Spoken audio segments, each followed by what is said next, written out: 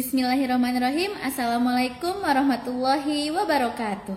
Selamat pagi Ananda soleh-soleha. Apa kabar hari ini? Semoga semuanya selalu dalam keadaan sehat walafiat ya. Hari ini hari Senin tanggal 12 Oktober 2020. Seperti biasa kita akan melaksanakan pembelajaran. Nah, hari ini kita masuk ke tema 3, yaitu benda di sekitarku. Maka dari itu silahkan Ananda siapkan buku tema 3-nya. Lalu jika sudah, siapkan juga pensil dan penghapusnya. Jika sudah lagi, silahkan Ananda duduk dengan tegap untuk memulai kegiatan pembelajaran hari ini. Nah, namun sebelum kita mulai, kita seperti biasa akan mengucapkan basmalah terlebih dahulu. Bismillahirrohmanirrohim. Nah, Anandaku, jika sudah siap, yuk kita mulai. Nah, tema 3 ini judulnya adalah benda di sekitarku. Apa sih yang dimaksud dengan benda? Apakah kalian tiap hari melihat benda? Nah,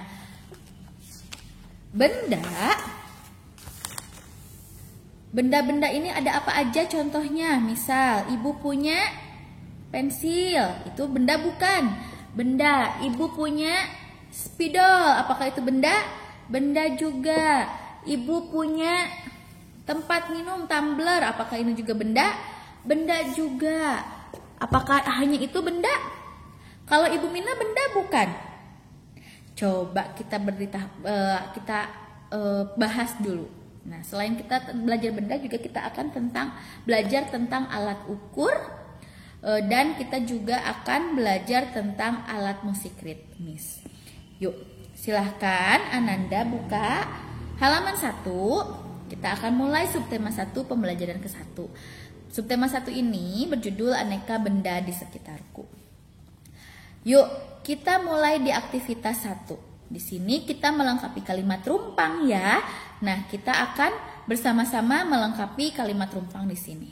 Oke, kita bacakan. Nanti silahkan Ananda langsung dituliskan. Oke. Benda di sekitar kita. Benda adalah segala sesuatu yang menempati ruang dan mempunyai massa. Ulangi ya. Benda adalah segala sesuatu yang menempati ruang dan mempunyai massa. Contoh benda yaitu manusia, hewan, dan tumbuhan. Meja, kursi, penggaris, buku pensil juga termasuk benda. Dikatakan benda karena dapat diukur dengan cara ditimbang. Contoh yang bukan benda yaitu cahaya dan panas. Dikatakan bukan benda karena tidak dapat ditimbang. Benda mempunyai bentuk dan ukuran yang bermacam-macam. Ada bentuk bulat, persegi, segitiga, dan masih banyak lagi. Ada juga benda yang berukuran besar, sedang, dan kecil. Selain ukuran dan bentuk, terdapat benda yang berbeda warna. Ada warna merah, kuning, hijau, biru, dan masih banyak lagi. Nah, kita sudah melengkapi kalimat rumpang pada aktivitas 1. Jika belum selesai, silahkan kalian diulangi kembali ya videonya. Untuk aktivitas 2, kalian menjawab pertanyaan-pertanyaan ini. Nah, menjawabnya bisa dilihat dari kalimat yang ada di aktivitas 1. Silahkan dikerjakan sendiri-sendiri nomor 1 sampai nomor 5. Nah, kita mulai pembahasannya ya. Silahkan Ananda simak terlebih dahulu. Baik Anandaku, dari bacaan tadi, ciri-ciri benda itu dapat disimpulkan. Yang pertama, menempati ruang dan mempunyai massa. Apa sih massa? Massa itu adalah berat. Menempati ruang itu seperti apa, Bu? Jadi dia itu terlihat ada gitu ya. Nah, yang kedua, dia dapat diukur dan ditimbang. Jadi kalau misalkan dia mempunyai berat dengan cara dibuktikan ditimbang, itu merupakan benda. Terus Diukur juga dapat, contohnya kursi. Nih ya, kursi itu dapat diukur dengan penggaris, panjangnya berapa gitu kan. Terus dia dapat ditimbang tidak? Dapat. Dia bisa dibuktikan dengan berapa kilo sih kursi ini. Terus kursi juga menempati ruang tidak? Iya, dia menempati ruang. Dia terlihat diam, ada. Terus mempunyai massa, kayak tadi udah ditimbang. Lalu ciri-ciri bukan benda. Dia tidak menempati ruang. Ibu kan cahaya dia menempati ruang masuk. Oke, kita buktikan lagi ya. Apakah dia dapat ditimbang? Apakah kalian dapat menimbang cahaya? Tidak, maka cahaya tidak merupakan bukan benda. Nah, benda juga dibagi menjadi dua jenis. Ada benda hidup. Contohnya ada manusia, hewan, tumbuhan, itu adalah benda hidup. Terus ada benda tak hidup. Contohnya apa? Contohnya ada batu, gelas, buku, robot, dan lain-lain. Nah, apa sih perbedaan benda hidup dan benda tidak hidup? Yuk kita bahas bersama-sama ya. Baik, untuk membahas perbedaan antara benda hidup dan benda tidak hidup, silahkan Ananda persiapkan aktivitas 3 halaman 2. Di sini ada tabel tentang perbedaan benda hidup dan benda tidak hidup. Yuk kita bahas satu-satu. Bentuk dan ukuran benda hidup itu tetap apa tidak tetap? Nah, kalau benda hidup itu bentuk ukurannya tidak tetap. Kenapa? Contoh benda hidup itu tadi contohnya apa? Manusia. Manusia dari saat lahir sampai sekarang apakah dia tetap bentuknya? Tidak ya. Dari mulai bayi, balita, anak-anak, dewasa, tua. Nah, berarti itu dia bentuknya tidak tetap. Lalu kalau misalkan benda tidak hidup nih, contohnya tumbler ini. Dia mulai dari dibuat sampai sekarang, dia tetap apa tidak? Tetap, kecuali kalau misalkan dibanting dan penyok ya. Itu beda lagi kasusnya. Jadi benda tidak hidup ini bentuk dan ukurannya benda tidak hidup ini bentuk dan ukurannya tetap. Sedangkan benda hidup bentuk dan ukurannya tidak tetap. Oke, lanjut. Susunan kimiawi. Nah, benda hidup ini susunannya itu tubuh terdiri atas sel-sel hidup seperti tulang, darah yang ada pada manusia dan hewan, lalu getah pada tumbuhan. Jadi susunan kimiawinya kalau pada manusia dan hewan terdiri atas sel-sel hidup seperti tulang dan darah. Kalau misalkan pada tumbuhan ada getahnya. Kita buktikan, mau dibuktikan? Jangan dong, kita mau. Atau misalkan kalian lagi jatuh, apakah kalian keluar darah? Ya, berarti kalian benda hidup. Tapi kalau misalkan kalian jatuh tidak berdarah karena lukanya tidak dalam, itu beda lagi Bu ceritanya ya.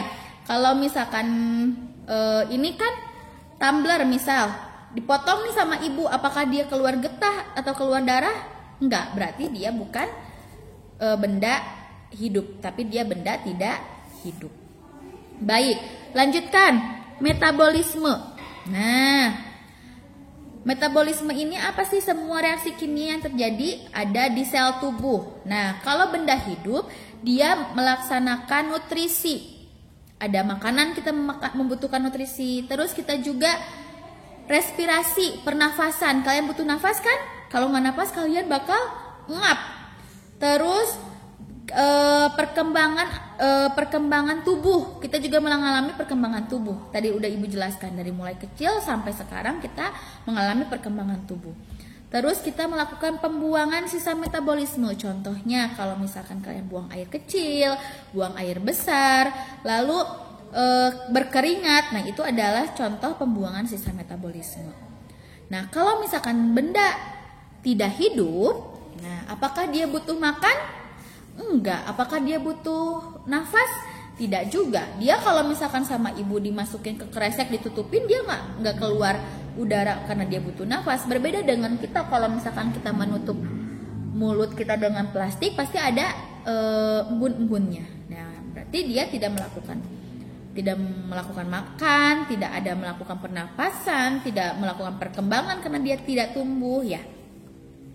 Lalu iritabilitasi atau apakah benda hidup peka terhadap rangsangan? Ya, berarti benda hidup ini iritabilitasinya iya, karena ketika kita kena panas pasti kita bilang au panas atau dicubit sakit gitu ya. Tapi kalau misalkan benda mati nih sama ibu mau dipukul-pukul, apakah dia protes ibu Mina sakit? Enggak kan? Nah berarti dia tidak peka terhadap rangsang. Nah aduh keselak. Mohon maaf ya. Lalu terakhir, apakah benda hidup melakukan reproduksi? Melakukan ya, saat reproduksi ini berkembang biak ya. Apakah misalkan benda hidup melakukan reproduksi? Melakukan. Kita sudah belajar pada tema 1 ya, perkembangbiakan hewan itu. Nah, tumbuhan, manusia. Nah, kita sudah belajar. Tapi benda tidak hidup apakah dia melakukan reproduksi? Tidak. Jadi benda hidup melakukan reproduksi, kalau benda tidak hidup tidak melakukan reproduksi. Nah, dari perbedaan ini, yuk kita isi aktivitas 4 halaman 3. Di sini ada petunjuknya. Perhatikan gambar berikut. Tuliskan benda hidup untuk gambar yang merupakan benda hidup dan tuliskan benda tidak hidup untuk gambar yang merupakan benda mati. Ya. Nomor 1, itu ada gambar apa? Laptop. Apakah laptop benda hidup atau benda tidak hidup? Tidak hidup. Baik. Nomor 2, ada gambar apa? Ayam. Ayam benda hidup apa benda tidak hidup? Benda hidup. Lalu nomor 3, gelas. Gelas termasuk benda apa? Benda tidak hidup. Baik. Nomor 4, ada tumbuhan anggrek, bunga anggrek. Ini benda apa? Pintar, benda hidup. Nomor 5, robot. Apakah benda hidup apa tidak hidup? Tidak hidup ya.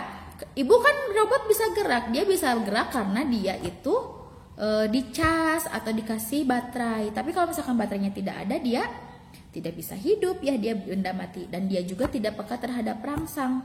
Dia mau dipukul, mau jatuh, mau gimana pun dia nggak ada kata protes. Ya aku teh sakit gitu kan, enggak ya. Lalu nomor 6, ada bayi. Bayi benda hidup apa benda tidak hidup? Benda hidup. Nah, kalian tadi kan sudah tahu juga nih benda ada jenisnya, terus ada sifatnya, ada jenisnya, ada cirinya. Nah, sekarang kita akan belajar tentang sifat dari benda. Ya, apa sih? Yuk kita simak lagi. Baik, sifat fisik benda ini dibedakan menjadi 3. Yang pertama itu dari ukuran. Benda yang ada di sekitar kita mempunyai beragam ukuran. Ada yang besar, ada yang kecil, ada yang panjang, dan ada yang pendek. Nah, berarti sifat fisik benda itu dilihat dari ukurannya. Besar, kecil, panjang, pendek. Nah, itu berarti sifat ukuran. Lalu yang kedua itu bentuk. Benda-benda di sekitar kita mempunyai beragam bentuk. Perhatikan bentuk-bentuk benda di bawah ini. Ada bola, bentuknya melingkar, ada segitiga, segi 4, ya. Nah, itu berarti sifat fisik benda yang kedua itu adalah bentuk. Sifat fisik yang ketiga itu warna. Nah, warna ini benda di sekitar kita mempunyai beragam warna. Ada warna biru, putih, bening, ungu, kuning, ya. Itu adalah warna. Jadi, sifat fisik benda itu ada berapa? Ada 3. Yang pertama, ukuran. Yang kedua, bentuk. Yang ketiga, warna. Oke, tadi bahwa benda ini mempunyai sifat mempunyai beragam ukuran. Nah, bagaimana kita menghitung ukuran tersebut? Aduh, belum selesai, maaf ya. Beragam ukuran itu bagaimana sih kita cara mengukurnya, yaitu dengan alat untuk mengukur benda. Alat ukur mengukur benda ini ada bermacam-macam. Yang pertama ini ada gambar apa kira-kira? Pintar, ini ada gambar penggaris. Yang kedua ini gambar apa? Ada yang tahu? Pintar, meteran yang suka ada di penjahit. Ih, bener banget. Nah, namanya ini adalah meteran pita. Lalu ini siapa yang tahu gambar ini? Ini gambar apa ya? Yang suka dipakai siapa? Tukang bangunan. Ya Allah, pintar banget anak-anak kelas 3. Nah, ini namanya apa ya? Ini namanya meteran saku. Lalu terakhir, apakah pernah melihat ini? Ada yang pernah melihat di mana? Di jalan, boleh. Ini namanya apa? Meteran roll. Nah, ini alat untuk mengukur benda ini digunakan tergantung kebutuhan kita. Nah, kebutuhan kitanya seperti apa? Yuk, kita lihat di aktivitas 5 halaman 3. Sudah dibuka aktivitas 5 halaman 3-nya. Nah, di sini berilah tanda checklist pada alat ukur yang sesuai dengan pernyataan-pernyataan berikut. Tadi kalian sudah melihat ya, ada penggaris, ada meteran pita, meteran roll, dan ada meteran saku. Tapi di sini cuma ada 3, penggaris, pita, dan roll. Oke, ada pertanyaan pertama. Ibu ingin mengukur panjang kain. Kira-kira memakai meteran apa? Pita, sip. Ayah ingin mengukur luas tanah. Kira-kira memakai apa? Memakai meteran saku, boleh. Tapi karena di sini nggak ada, berarti bisa memakai meteran roll. Nomor 3. Ayah ingin mengukur tinggi pintu. Biasanya memakai meteran apa? Meteran saku lagi, tapi di sini tidak ada. Paling memakai meteran pita karena kalau roll terlalu besar. Nomor 4. Ibu ingin mengukur lingkar perut Dayu. Nah, pakai meteran apa? Meteran pita. Pintar yang suka dilakukan oleh penjahit ya. Lalu nomor 5. Dayu ingin mengukur panjang pensil. Kalau pensil bisa diukur menggunakan penggaris. Nah, bagaimana caranya atau tahapannya ketika kita akan mengukur suatu benda? Nah, silahkan simak kembali ya. Nah, cara mengukur benda ini yang pertama, siapkan benda yang akan diukur dan alat pengukurannya. Misal kita akan mengukur spidol, berarti spidol kita bisa menggunakan dengan alat ukur penggaris. Lalu yang kedua, simpan salah satu ujung benda tepat di angka 0. Nih. Misal kita ini ibu punya contohnya di sini adalah pensil. Nah, ini mohon maaf ini. Nah, didekatkan ujungnya itu ke angka 0.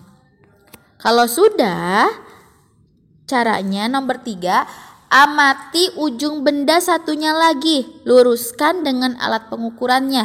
Nah, itulah hasilnya. Nah, tadi kan sudah udah di angka 0, sekarang lihat di ujungnya. Nah, dia adanya di angka berapa? Ada di angka 6, berarti panjang pensil adalah 6 cm. Baik, contoh. Ibu mau menghitung spidol nih. Tadi caranya gimana? Simpan ujungnya, salah satu ujungnya di angka 0. Lihat, sudah ya. Dia sudah sama di angka 0. Lihat lagi di ujungnya. Paling ujungnya dirapatkan dengan penggaris. Dia ada di angka berapa? Angka 12. Berarti kalau gitu panjang spidol ini berapa? 12 cm. Sekarang kalian buka aktivitas 6 halaman 4. Di situ ada menentukan panjang benda. Ada benda jepitan, kemoceng, lalu ballpoint. Nanti kalian tuliskan hasilnya. Nah, aktivitas 6 dikerjakan sendiri ya. Kita lanjutkan ke aktivitas 7. Nah, kalau misalkan ibu bawa tumbler, ibu pukul-pukul, apakah ini mengeluarkan suara? Iya. Nah, tumbler ini bisa kita gunakan untuk bernyanyi, yaitu dengan namanya alat musik ritmis. Alat musik ritmis itu apa? Alat musik yang tidak bernada namun dapat menghasilkan irama lagu. Ulangi ya. Alat musik ritmis adalah alat musik yang tidak bernada namun dapat menghasilkan irama lagu. Jadi dia tidak bernada do, re, mi, fa, sol, la, si, do, tidak. Tapi dia menghasilkan irama lain, ada suaranya. Beda ya, atasnya beda karena dia dari stainless, suaranya berbeda. Bawahnya seperti ini, jadi beda. Nah, bisa menghasilkan irama lagu tergantung kita mau cepat atau mau lambat. Nah, itu merupakan irama. Jadi alat musik ritmis ini boleh memakai apa saja. Contoh meja, ibu pukul. Nah, itu juga dia tidak bernada, tidak do, re, mi, fa, sol, la, si, do, tapi dia bisa menghasilkan irama lagu. Nah, di sini di aktivitas 7, tuliskan B pada pernyataan benar dan S pada pernyataan salah. Coba nomor 1. Seruling adalah salah satu contoh alat musik ritmis. Seruling merupakan alat musik bukan ritmis karena dia bernada. Berarti S. Nomor 2. Gelas dapat digunakan sebagai alat musik ritmis. Betul. Berarti B. 3. Kendang bisa menghasilkan nada do, sol, si. Salah ya, gendang juga sama, dia merupakan alat musik ritmis. Nomor 4. Gundul Pacul adalah lagu dari daerah Papua Barat. Salah. Nomor 5. Tamborin dimainkan dengan cara dipetik. Tamborin itu apa ya? Kecrek. Dipetik bukan? Bukan, salah ya. Kahon dimainkan dengan cara dipukul? Betul. Nomor 7. Saat menyanyi harus memperhatikan irama? Betul juga. Alat musik yang menghasilkan nada disebut alat musik ritmis. Betul? Yang menghasilkan nada. Ingat loh, kalau ritmis tidak menghasilkan nada berarti salah. Tepuk tangan tidak bisa digunakan untuk mengiringi lagu. Salah ya, tepuk tangan bisa digunakan untuk mengiringi lagu. Untuk menjadikan piring sebagai alat musik ritmis, piring dipukul dengan sendok. Betul ya. Lalu untuk aktivitas 8, kalian melihat gambar lalu tuliskan benda yang dapat digunakan sebagai alat musik ritmis. Ingat, alat musik ritmis, alat musik tidak bernada tapi bisa menghasilkan irama lagu. Jadi tugas hari ini ada 3. Pertama, aktivitas 2 nomor 1 sampai nomor 5. Lalu aktivitas 6 nomor 1 sampai 3 dan aktivitas 8 melihat dari gambar yang ada pada halaman 5. Silahkan kalian isi dengan mandiri. Jika belum mengerti silahkan tanya ayah bunda atau wali kelasnya masing-masing. Sekian pembelajaran hari ini. Mohon maaf apabila ada kesalahan. Wassalamualaikum warahmatullahi wabarakatuh.